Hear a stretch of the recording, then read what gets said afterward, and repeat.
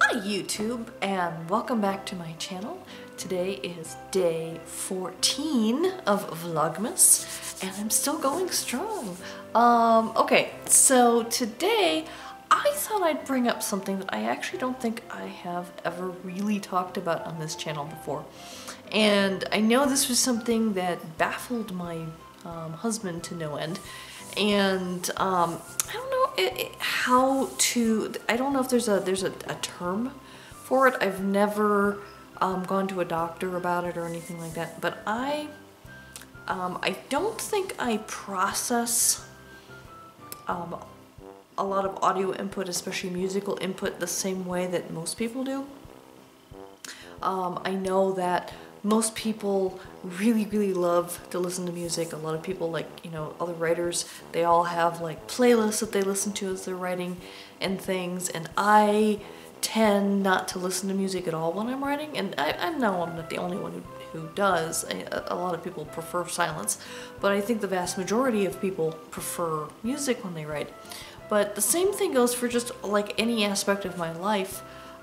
There's only two instances where I actually want music, and that's when I'm driving my car or if I'm going to exercise, if I'm on my elliptical or going for a walk or whatnot. That's when I like music, especially faster paced music, because I can, especially when I'm exercising, to help me keep a steady rhythm and beat and everything. But in general, most people like to have background music, and I never play music at home when I'm at home. I do in the car, like I said, or if I'm exercising, but otherwise I very rarely, I would say maybe 4 or 5 times a year, I'll actually turn on like Spotify or something and listen to it. Even if I'm doing housework or whatnot, I generally don't listen to music. And I know a lot of people are like, wait, what? Because most people like to have music in their lives, you know, more often than I do. I know most of my friends have vast collections of music. If you look at my Spotify playlist, I have like my top favorite list. I think I have maybe 40 songs on there at most. I own, it's hard for me to count now because my husband owned a lot of CDs, music CDs. I have my whole CD collection was about this big. I think I had about 20 CDs that I owned before I met him. And it wasn't for lack of having money to buy them, I just didn't buy a lot of music. I do enjoy some music. There's a lot of music that I don't enjoy. I'm one of those, apparently a lot of people make fun of the kind of music I enjoy. Even though it's popular music, so that, like, well, how is it popular and yet you get made fun of for enjoying it? But when I do listen to music, I like something that's upbeat, happy, has a good rhythm to it, and generally if I'm in the car, something I can sing along with, which is generally pop music. So I like pop music. And one thing that came to my attention is the fact that I don't hear when musicians or when produced music has auto-tune applied to it. Now I can hear it if it's deliberately cranked up. So for example, there's that one Cher song, Do You Believe in Love, or I forget, it was one of her somewhat more recent, like in the last 15 years, songs. And there's segments in there where they deliberately crank the auto-tune so her voice sounds somewhat robotic. That I hear. I can hear that. But in general, when you have a produced song and they go through with auto-tune to correct, do pitch correction throughout the song, I don't hear that. And I know people can hear it. At least my husband could, and I know other people who are more audiophiles and things. And I've talked to a lot of people, and most people are like, oh yeah, I can hear the autotune. It doesn't bother everyone. It bothers some people. It doesn't bother everyone. It doesn't bother me at all because I don't hear it. In fact, I recently, I think 6 months ago, maybe a year ago, I forget exactly how long ago, but someone came out with, I think it was a Britney Spears song, where they were like, okay, this is the song with autotune and this is the song without autotune. This was her pure vocals without the autotune added. And I listened to both pieces, and to my ears, they sounded identical. I could not hear the difference at all, and I tried really hard. I couldn't hear it. Where a lot of people are like, oh wow, her natural voice sounds so much better, and you know, that autotune is crap and everything, and I'm like, I don't hear it. I just don't. And it bugs me a little bit, because it's like there's this experience out there that I don't have. It's, I think, one of the reasons why I can't sing very well. I mean, I can sing. I mean, like they say, everyone can sing. I mean, yeah, I can go and I can, you know, instead of talking, I can sing, but I can't sing well. And a lot of people say, oh, well, you can learn.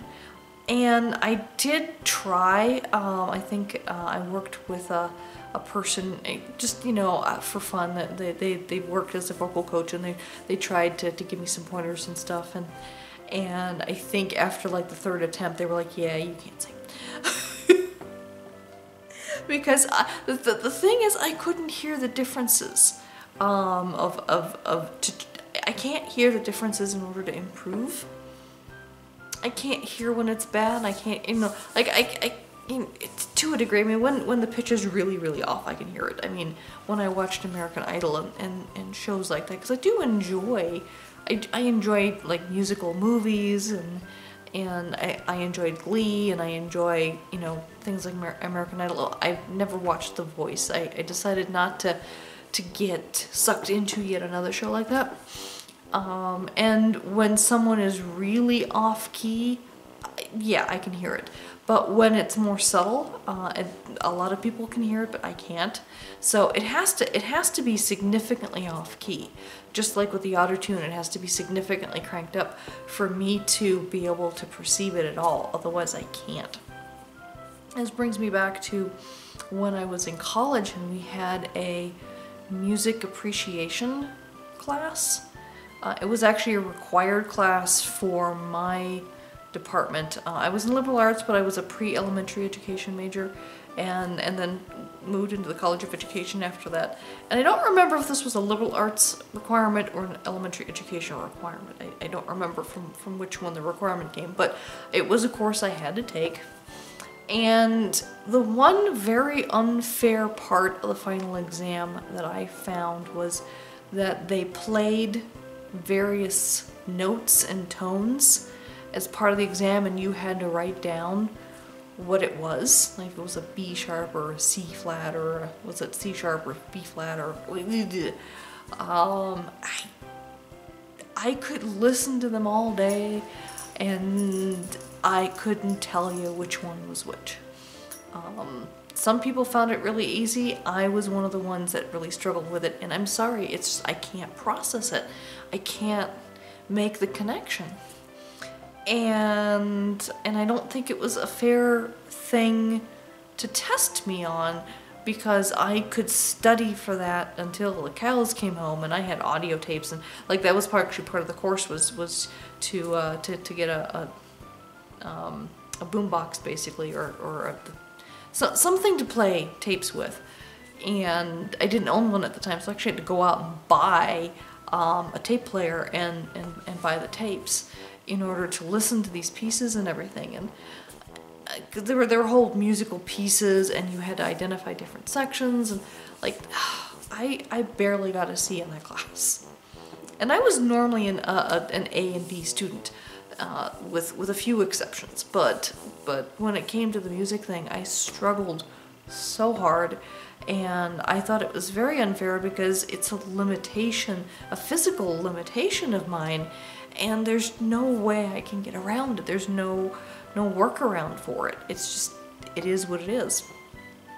And I don't know if that has anything to do, because I do have an inner ear imbalance that causes me to have vertigo.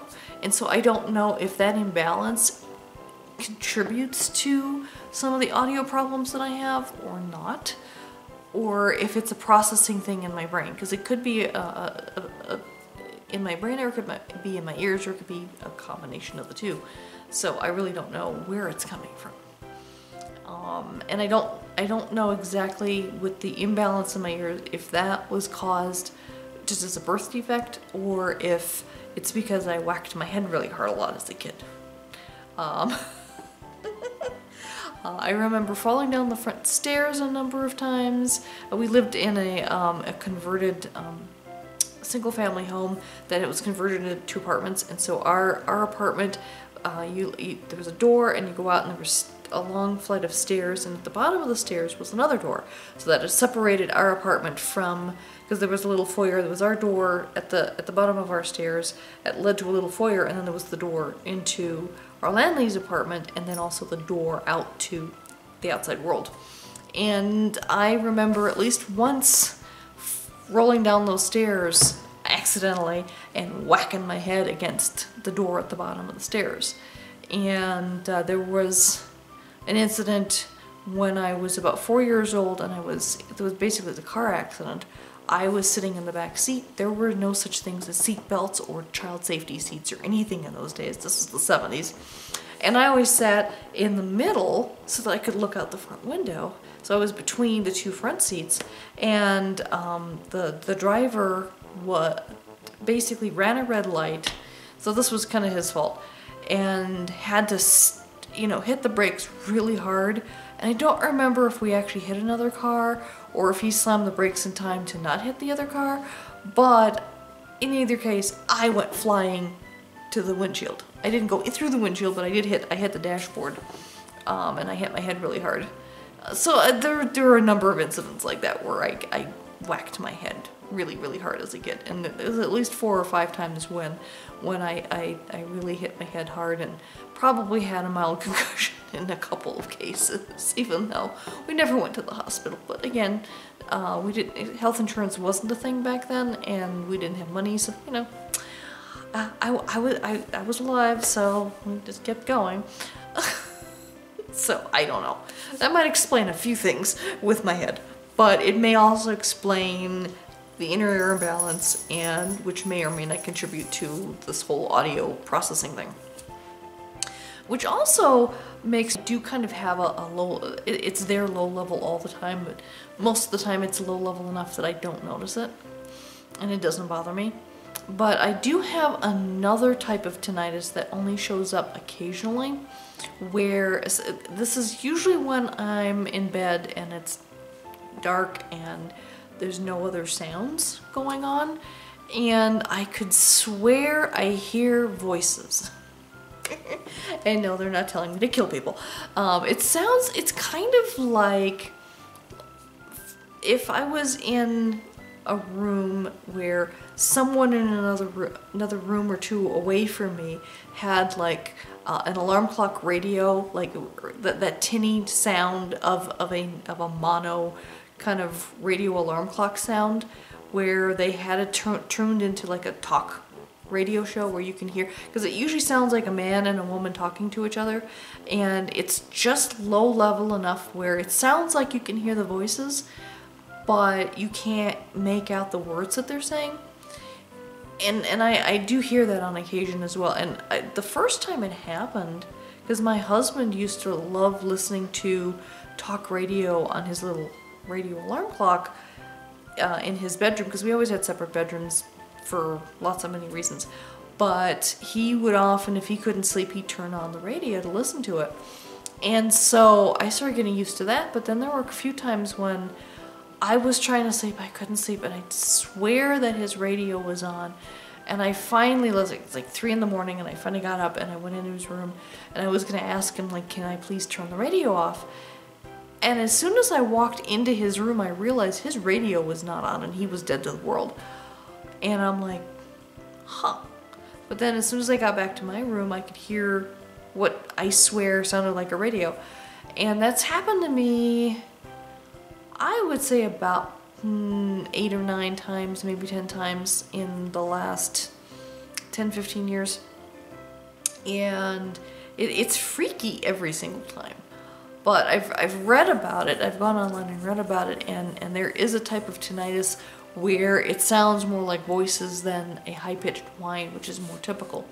And so I'm like, okay, it's probably a tinnitus thing. I don't think I'm actually hearing actual voices, and things, and it's definitely not distinct voices, you know, that are saying anything specific. So I'm like, it's just weird, and I've learned to ignore it when it happens. I'm like, okay, fine, you know, it's just my tinnitus. But I've got all these weird kind of things where my audio processing doesn't act the same as other people's. So and so when people are like, oh, what's your favorite song, or what's your, are you really into like the kind of music and this and that and the other, and I'm not, compared to most people. It's just not something I can really get that into, you know, outside of like, yeah, it's nice to have the background sound when I'm driving a car, or a nice beat for when I'm exercising, and other than that, I'm like, yeah, I can take it or leave it when it comes to music. So anyway, I hope you found that little tidbit interesting, if not weird, or weird if not interesting. Regardless, thank you for joining me today. Until tomorrow, take care. Bye-bye.